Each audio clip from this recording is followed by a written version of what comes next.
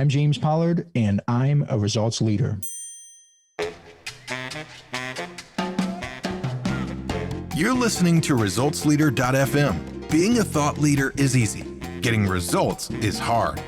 This show is for the results leader who lives and dies by their results. Here is your host and Chief Results Leader, Jonathan Rivera. It's time once again, boys and girls, for another ResultsLeader.fm, and today is a privilege. Today, we've got a member of the Podcast Factory family. He's got over 100 episodes of the Financial Advisor Marketing Podcast. My guest today is Mr. James Pollard. He is a contrarian, he is a marketer, and most of all, he is entertaining. So let's jump in. James Pollard, welcome to this show. What is up, my man? Just grilling and chilling. Like I said, smoking meat, packing heat, living life. Man, I'm a big fan of yours. I've heard almost every single episode of your podcast. I feel like I know you, so it's a real pleasure to have you on my show, and it's going to be fun, man. You ready to dive into the Results Leader? Yes, I feel like I'm prepared. I've listened to some shows. So here's the softball. Here's the quick win we like to deliver to the results leaders out there. What book or books have you given most as a gift? Well, Think and Grow Rich, and it's not even close. I've given so many different copies of Think and Grow Rich out. It helps that it's 99 cents on Kindle, so I can just shoot the Kindle version to people, and I don't have to pay like the $12.99 per book. But yeah, no, Think and Grow Rich, it's not even close. The second one would be like Millionaire Fastlane, but there's only so many people who I feel are ready for that. But everybody's ready for Think and Grow Rich. How did you first hear about Think and Grow Rich? I had been reading a bunch of like self-improvement books and things like that.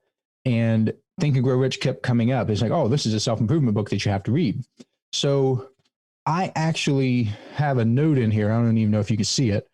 Yeah. Probably not. It says that this book was read for the first time on October 18th, 2014. So I know the very first time that I read this book, because it changed my life so much. I wrote down the day that I figured it out, like everything clicked for me. And I wanted to make sure that I could track my progress from October 18th, 2014 to now. And it took me, I would say, 5 or 6 readings to actually figure out the secret of what he was talking about. And everybody has an opinion on what the secret is, but he literally says it in his other works. Like he spells it out word for word. He tells you, and I have it written down here from his other works.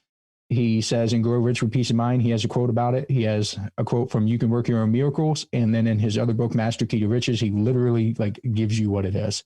So a lot of people just read Think and Grow Rich. I'm telling you, you got to read the other books. Yeah, man, this is a second time I hear that I've got to read the other books in this week alone. So I'm noticing a common theme here. Excellent, man. I was just reading that again this week, going through it. It is an excellent book. I have a pretty Bible-like version, leather bound, that I really enjoy. So definitely a great book. Definitely highly recommended on the show. So let's move on to my favorite subject. As an entrepreneur, I am quite well versed in this subject, as I know you are. Let's talk about failure and how an apparent failure has set you up for later success. Well, I think that's all about something you say a lot, which is failure is feedback. I think the idea of failure being feedback gets perverted by a lot of entrepreneurs because they get worked up in this idea of fail fast and fail often. Failure is not the goal. Like, I don't like failing. It's not as if I'm going for failure. It's just if I try stuff, failure is going to be a byproduct every so often. And I've learned to live with that. There have been projects I've undertaken that have been complete failures. I have a product called How Successful Financial Advisors Think, which has now taken the top spot of my lowest converting product, because selling people on how to think properly in a specific field, well, you know how that ends. So that was a massive failure, but the feedback, I now know, hey, don't do that again. Yeah, I'm actually spent too much time thinking about failure lately, and I'm kind of in love with failure in the sense that failure is actually going to put you onto success if you realize that it is, like you said, feedback, and you just got to course correct and say, all right, that didn't work. So what do I need to do? But people are so damn afraid of failures. It's crazy, but crazy good for you and me, because then there's less competition for us. So let's talk about investments. You work with lots of financial advisors. You are not afraid to invest money and large sums of money. What would you say is the most worthwhile investment you have ever made? I think you get this answer quite a bit on Results Leader. It's an investment in myself, of course. But I know people, if they listen to the show, they've heard that again and again and again and again. So I want to do something different. And I'll talk about my second best investment, and that will be a dividend stock portfolio. I take so much risk in my business that I don't want to say I'm not comfortable taking risk elsewhere. It's just that I've chosen not to, because I don't have a dependable, steady stream of income when I'm taking massive risk. But the dividend stock portfolio is a steady stream of income. And I call it coma money, because even if I go into a coma tomorrow, my bills are still going to be paid. That a lot of people can't say that. It's because I have played it so safe with investments that I now know down that the check is going to come every quarter. If something catastrophic happens and I don't get those dividends, I mean, we have a much bigger problem on our hands. But having that sense of dependability, of comfort, in contrast to business life and entrepreneurship, it is so nice to have. So that would be at the dividend stocks. Sounds boring, but it's really what it is. This guy's been hanging out. So right now, at the moment we're talking, people are hot on Bitcoin and all these other investments and currencies and all that. And you're talking boring old dividends. How come you didn't get sucked into the shiny new stuff that's going on out there? Well, I've been in crypto too. I remember you posted something about having your wallet stacked full of cash. I sent you a picture of my wallet, but if I was going to send another picture of my hardware wallet, which is where you store your cryptocurrencies. I'm like, this has got more than that other wallet could ever have. I did get sucked into it. I mean, I do have a part of my money in crypto, not a huge amount, because there is no payout. It doesn't ask for anything. It's just sitting there. It's like, it is, quote, kind of sort of gambling, but I stick with the stuff that can pay me on a consistent basis. And I can design my life around how much it's going to pay me. For example, if a dividend stock is paying 5%, and so if I invest $10,000, that's $500 a year. If I invest that in, let's say, AT&T stock, AT&T can pay my AT&T bill. So if I want to take on something new, or if I want to upgrade, if I want to get a new cell phone, if I want to take on a new payment, like a car payment, I know I have to have a massive amount of money coming in. It gives me a goal to shoot for, because the cool thing is, once like the car is paid off, if I purchase another car, once that is paid off with the dividends, they don't stop coming in. So that just builds wealth over the long term. Yeah, man, I'm not going to get into the crypto conversation. I got all these thoughts on it, but to me, it's a speculation game rather than an investment. But it is speculation for sure. I like dividends better myself. So in the last 5 years, James, what new belief, behavior, or habit has most improved your life? So as far as habits, I would say getting my sleep in order, for sure, because it allows me to operate on a higher level. My personal productivity has increased.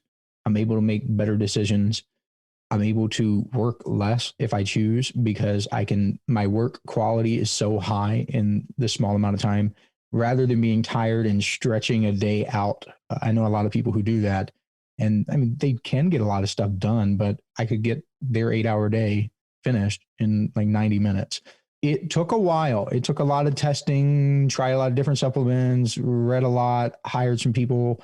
I guess if I could go back and change my answer to the best investment, that might be number one, because it was the specific investment in myself to dial in everything as far as sleep is concerned. People don't understand how important that is and how big of a difference it makes. I forget the statistic, but there's a large percentage of the population, they're operating as if they're drunk because they don't get the sleep. You're essentially like an alcoholic. And alcoholic versus clear-minded entrepreneur, the clear-minded entrepreneur is going to win. But people they never stop and think how poorly they're operating because of their sleep deficiency. Yeah, you really drilled that into my head listening to you. And don't you have a sleep guide? It is a perfect place to drop that link. What's the link to your sleep guide? So it is theadvisorcoach.com/sleep. We are actually in the process of adding another resource. I recently tried a weighted blanket called Hush, and I'm not an affiliate of them yet, but I will be. And I have the Hush Ice, and it's like a cooling weighted blanket. And I transitioned to that recently because it's getting hotter here, and it is really good. I mean, weighted blankets by themselves will generally improve someone's sleep. The next level, though, is to keep it cool. And that works. That's one of the best investments I made when I learned from you about the sleep was I got the chili pad, got that thing set to 55 degrees, and I hop into bed and I'm out, Yep. chilling out. Yep. So what are bad recommendations you hear in your area of expertise, James? Trying to please everyone. I talk a lot in the Financial Advisor Marketing Podcast about choosing a niche and being the go-to person for a particular target audience. People, for some reason, they're hesitant to do that. It's because they want to cast a wide net, because they believe they're excluding people, even though that's the aim. Of course, you want to exclude people. That's how you become exclusive, is by excluding people. And it makes your marketing, if you're a marketer and you run a business and you understand marketing, having a particular target market makes your marketing so much more effective in almost every way, because you can say, hey, doctors, pay attention to this, rather than, hey, person with a pulse, pay attention to this. I think another piece of terrible advice is there's a wave right now where everyone is trying to be a content creator. And yes, there's a time and place for content, but it's almost as if they're just creating content. It's like a chore. They've turned it into a chore. Like us doing this podcast right now, we're creating content, but it is not a chore. We have a goal in mind. It is going to be part of a library. It's going to exist for you. But people become content creators on things like social media and LinkedIn or Twitter, where they're posting constantly, and they devote their brain power to try to think of something that they're going to post on Twitter that's going to have a life of maybe 7 hours. And it doesn't exist outside of that ecosystem. It's not a waste entirely, but if you just take that time and invest it elsewhere into actually building systems, or maybe if you do post the content, learn how to repurpose it. I work with a financial advisor literally this morning where we talked about this, where he's like, James, I want to post every single day on social media. I was like, that's great. Here's what you're going to do after this year, though. You are going to take a look at the last 365 pieces of content that you posted, because you're going to post every single day. According to the 80-20 rule, 73 of those posts are going to account for 80% of your engagement. Next year, you are going to take those 73 posts and you are going to put them first in your content calendar or your queue. So you are going to front load the 80% in the first 73 days, and you are going to create your content there. So next year, you will be able to create 365 minus 73 pieces of content. So you're going to be more effective next year by definition, and you're going to work less. That is mind-blowing for him, but it's all about creating the stuff that is going to work and running on a proven track and repurposing content, rather than just constantly pushing and creating content for content's sake. Yeah. I hope that makes sense. Yeah, I feel absolutely. like I just rambled off. No, I mean, there is no end in sight to social media posting. And that's one of the reasons that I think you and I have we've been working together for years, because we're into creating assets, and assets that pay dividends, right? It's no different in your portfolio or in your business. You're creating an asset. That asset better put in its work, or it's not worth it. And so you're talking to the podcast guy, so come on. I feel kind of bad because I keep thinking about this advisor from this morning, because I'm talking about it. He was so proud of a piece of content that I can't remember. It got like 3,000 or so views on LinkedIn, which is a big deal because he doesn't have that big of a network. It went viral, which is as viral as he could get it. The point is, he had like 700 and some connections, and more people saw it, more and more people saw it. And he got a couple messages, and it was a good piece of content. But that's it. And I showed him an ad that I'm running where I've gotten 2,000 through plays on Facebook in the past couple of days alone. And for those of you who don't know, a through play is you basically pay Facebook when they show an ad to someone and they watch that video ad for 15 seconds or more. Well, in 15 seconds, I can essentially get my elevator pitch out. I can say, hi, my name is James Pollard. I help financial advisors XYZ. And I know down to the number how many people in my selected audience have watched that message. So it's not that he's wrong. but it took him so much effort to get to that 3,000 or so views. And it was a one-time hit, but I've got a faucet that I can turn on and off at will. There's a huge difference with that. We interrupt your regularly scheduled program for a public service announcement. We're going to get right back into this show, but I wanted to ask you a question. If you have been listening to the show for any amount of time and you've picked up even one single tip, then I need your help. Get the word out. Tell people about resultsleader.fm. Share it on social media, share it on your email, share it anywhere. Hashtag resultsleaderfm. Now let's jump back into the interview. Now, we are going to get into the namesake of the show. That was all chit chat. Now we're going to get down to business. Mr. Pollard, why do results matter? Because we live in a world of value exchange, and people will exchange. I'm talking about money here, but the value can be abstract. It can be esoteric. But in terms of real money, people exchange $1 because they have a perception, a belief, a conviction that they will get more than $1 back. That's how the whole, at least the capitalistic world works. I built my business on the back of that. I have a newsletter that's $99 per month. The average financial advisor makes $124,000 per year. Essentially, all the newsletter needs to do is help them increase their income by 1%. So it's an easy sell in that sense, where I am providing them a year's worth of content with bonuses and access to me and all this other stuff. And all I have to do to pay for myself is to increase their income 1%. So results matter because if you can provide results above and beyond what you're taking from someone, you are adding value to their life. They can take that value that they've gotten and impact it to others. If you view it like that, and that person helps another person and they help another person, you have created a ripple effect that just blossoms throughout the world. And that may sound kind of cheesy, but that's really what's happening. I just had that discussion with one of our writers on how he was improving the life of the writers on the team that he's coaching, how we're improving the lives of our clients, and how we're improving the lives of the listeners. And it's just, it helps me get out of bed every day to know that we're doing that. And so, James, in the last 5 years, what new realization has helped you get better results for your clients? For my clients, I think this is going to sound harsh, but it is a realization that most people just do not want to do the work that's required for success. It's unfortunate. I have been in a place where I feel sorry for them, and I kind of wish I could just pull them to the surface and just get them to realize that if you just do the work, this is going to be the payoff for you. I'm reminded of the Jim Rohn quote, people can pay the price if they can see the promise. And I'm giving them the promise. And I'm like, all you got to do is pay the price. Here's the promise. I literally guarantee this result for some of my products. Virtually every product has a guarantee. I'm like, I guarantee you that this is going to happen. If it doesn't happen, I give you your money back. So I'm putting that promise out there, but they just do not want to pay the price. There's always going to be a segment of the market that just doesn't want to do it.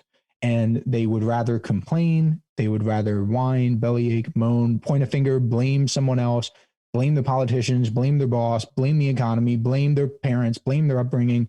They would rather do that than just do the work. And for a long time, I guess I was trying to be the hero and like just help them and get them to buck up and change their ways. But I would rather help the winners win. If someone shows me potential and that they're willing to do the stuff, I can pour gasoline on that fire. But if there's no spark to begin with, no amount of gasoline is going to help. So it was tough for me to realize that. And I still haven't fully put it into practice, but I'm trying. Yeah, man, I dig it. What area of your business would you like better results? More newsletter subscribers. So I have a Paper and Ink newsletter. I would like more subscribers to that. Hopefully one of the things that you're going to include in the intro, because I included in the intro, is the fact that I donate the first month's subscription payment to a charity called First Book. So it's also because I want to help kids get access to books and resources and materials that they need. There's so many different marketing consultants and marketing experts, there's so on and so forth out there who are providing great products and services, but they're doing it for the money. And I'm definitely doing it for the money too. But I want to get people to take a chance on me And I don't even keep the money when they take the chance. I make sure someone else gets it or that other people benefit from it. So I'm on a whole nother playing field. I'm on a whole nother level getting people, like I literally don't even keep the money. It just goes to First Book. And on the sales page, you can see the receipts and the proof and all the other stuff. But yeah, that's what I would want is more subscribers. That way I could help more kids and obviously make more money for myself in the process. Everybody makes more money. What results are you most proud of, James? Well, here's another common answer that you probably, I know you've gotten on Results Leader is the lives of the people I've helped, quite frankly. It is so cool to see the progress and the ripple effect that I mentioned earlier in the show, where it's not just the financial advisor, it is the financial advisor's spouse, it is the financial advisor's children, and that carries on and on and on and on. My business is named The Advisor Coach because I started as a one-on-one coaching model, realized that there was a limit to how much I could do. There's a limit to how many hours I could work in a day. So I switched to a one-to-many model, webinars of ads, information products, newsletters, whatever you want to call it. I mean, it is what it is. And I've been able to help so many more people at a lower price point because there's no way I could charge $99 a month for the coaching that, I mean, it just wouldn't make economic sense for me. I could not pay my bills. I could help so many more people at a lower price point. It's incredible. All right, man. So any parting thoughts that you'd like to share with the results leaders? I think that you're doing a wonderful service by providing the show from people who are giving you real hard-won advice. I would study the shows that you put out and I would listen to them maybe again and put the advice into practice. There it is again. He said it a couple times. Do the work. Quit whining. Do the work. Get the result. Common thread on the show. Where can our listeners find out more about you, James? So the business address is theadvisorcoach.com. I would be honored if you checked out a couple of the shows of the Financial Advisor Marketing Podcast. Even if you're not a financial advisor, if you just scroll through and you see one or two titles that appeals to you, then you can listen to those and I'll be on there. And maybe you will be too. I know there are a couple episodes that you're not on, but you're on a lot of them. Every once in a while, I make a cameo over there. So, James, it's always a pleasure to be speaking with you. It was nice to be in control of the mic this time. And as always, man, I appreciate you, brother. So thank you. Thank you, results leaders, for tuning in. And another episode is in the can.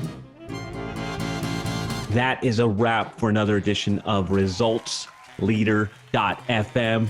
If you are out there getting results for your clients and you want to be featured on the show, go to ResultsLeader.fm now and apply to be on the show.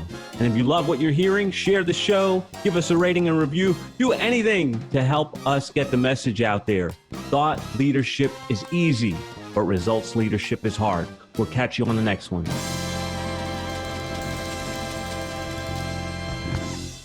This is the podcastfactory.com.